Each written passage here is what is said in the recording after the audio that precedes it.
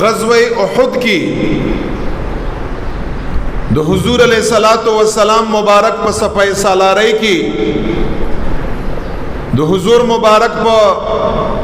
مشرانه کی صحابه کرامو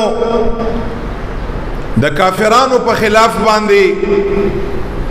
د احد په میدان کې هاغه د غیرت او د قوت مظاهره کړې ده چې نن په هغې باندې غیر خلق گواهی ورکوي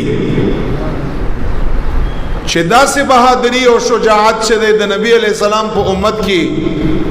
د صحابه کرامو نفس چام مظاهره نه ده کړې. دغه غزوه احد په دغه میاد شوال المکرم کې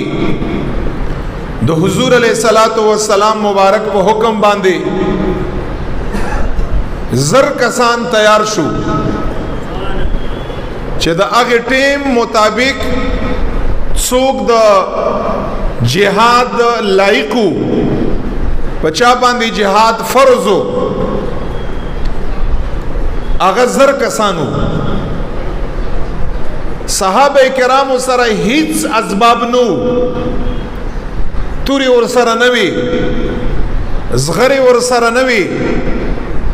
آغا سی سورلی اسونا اوخان آغا ور سره نو چې څنګه پکارو یا څومره ته ضرورتو. انتهایی د اسبابو کمای خوشی کوم یو شای جهاد د پاره پکار دی چې نن په دغه بے غیرت مسلمان کې نشتا چې هغه انسان کې غیرت دی. هغه غیرت نه صحابه د سر نه وخت لخپو پورې ډکو. دومره یا مرګ سره محبت لګه په هغه زمانہ کې چې کافر ژوند سره څومره محبت او دا اوازونه به یکړه